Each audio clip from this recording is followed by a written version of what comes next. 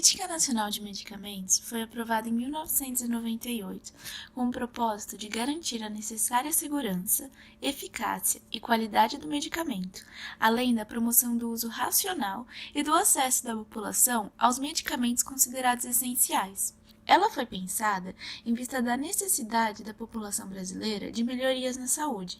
Sendo assim, ela constitui um dos elementos fundamentais para a efetiva implementação de ações capazes de promover a melhoria das condições de assistência à saúde da população.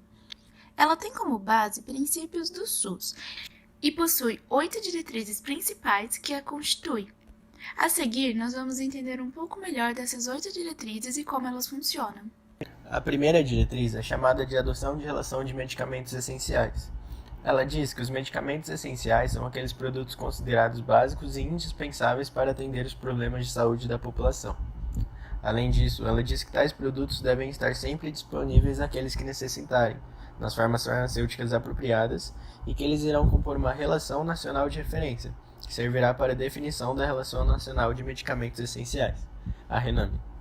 O Ministério da Saúde deve estabelecer mecanismos que permitam a contínua atualização da RENAME, imprescindível instrumento de ação do SUS.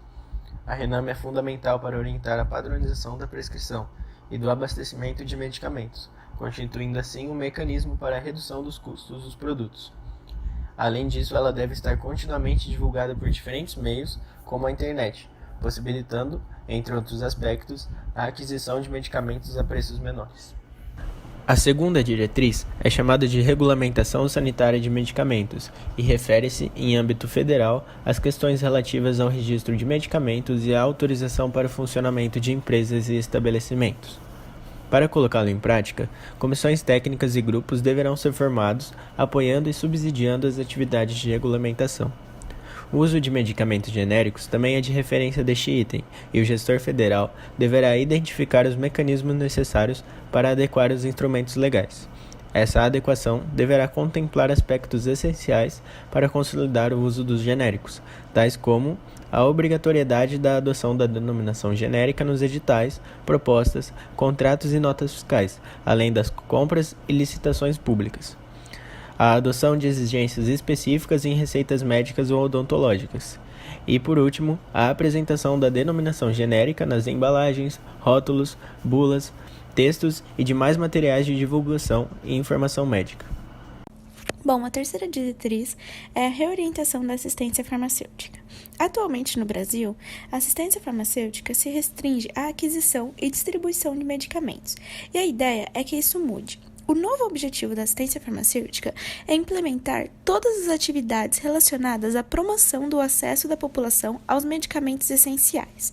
Essas atividades são seleção, programação, aquisição, armazenamento, distribuição, controle de qualidade, prescrição e dispensação de remédios.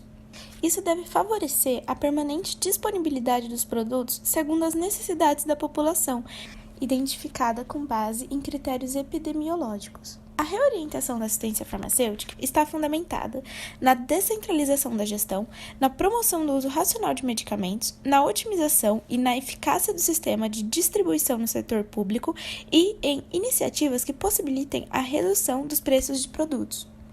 Segundo essa diretriz, devem haver ações governamentais, sejam elas estaduais ou federais, que assegurem à população acesso aos medicamentos de uma forma descentralizada e em todas as situações possíveis.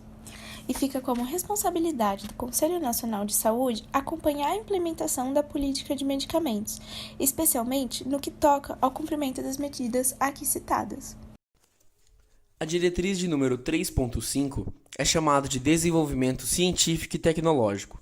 É a ação articulada dos Ministérios da Saúde, da Educação, da Ciência e Tecnologia, entre outros, bem como a permanente cooperação técnica com organismos e agências internacionais para incentivar a revisão das tecnologias de formulação farmacêutica e promover a dinamização de pesquisas na área, com destaque para aquelas consideradas estratégicas para a capacitação e o desenvolvimento tecnológico nacional, incentivando a integração entre universidades, instituições de pesquisa e empresas do setor produtivo. Existem 3 segmentos de produção: nacional público, nacional privado e de empresas de capital transnacional no setor. este último predominante no país. Caberá ao Ministério da Saúde, por intermédio do órgão responsável pela implementação da política de ciência e tecnologia, estimular uma maior articulação das instituições de pesquisa e das universidades com o setor produtivo, a partir do estabelecimento de prioridades. Inclui também a continuação e expansão ao apoio à pesquisa e aproveitamento do potencial terapêutico da flora e fauna nacionais, enfatizando-se a certificação de suas propriedades medicamentosas, desenvolvimento de tecnologia de produção de fármacos, em especial os constantes da RENAME, que é a Relação Nacional de Medicamentos Essenciais, e de estímulo à sua produção nacional. E por fim, responsabiliza o país de dispor de instrumento estratégico para a divulgação dos avanços científicos. Por exemplo, o Ministério da Saúde deve promover o processo de revisão permanente da farmacopeia brasileira, que constitui mecanismo de fundamental importância para as ações legais de vigilância sanitária e das relações de comércio exterior, tanto de importação quanto de exportação.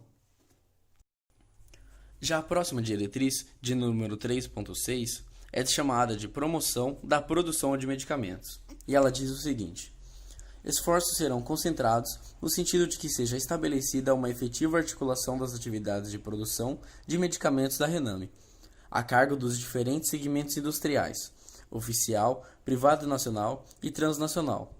A capacidade instalada dos laboratórios oficiais, que configuram um verdadeiro patrimônio nacional, deverá ser utilizada, preferencialmente para atender às necessidades de medicamentos essenciais e os destinados à atenção básica, e estimulada para que supra as demandas oriundas das esferas estaduais e municipais do SUS. O Ministério da Saúde, em ação articulada com os demais ministérios e esferas do governo, deverá estimular a fabricação desses produtos pelo Parque Produtor Nacional, em face do interesse estratégico para a sociedade brasileira e modernização dos seus sistemas de produção e o alcance de níveis de eficiência e competitividade. Os processos para garantir a qualidade dos medicamentos são coordenados pela Secretaria de Vigilância Sanitária, que realiza inspeções regularmente. Essas fiscalizações se efetivam mediante o Sistema Nacional de Vigilância Sanitária. Os roteiros utilizados na fiscalização são específicos para medicamentos, farmoquímicos, substâncias e produtos químicos empregados na produção de medicamentos e são também regularizados e coordenados pela Vigilância Sanitária. O produtor tem o direito de testemunhar o controle de qualidade dos produtos comercializados e acompanhar a sua fiscalização através da Rede Brasileira de Laboratórios Analíticos Certificadores em Saúde, REBLAS. O setor da saúde deve contar com um corpo numeroso e capacitado na área de recursos humanos.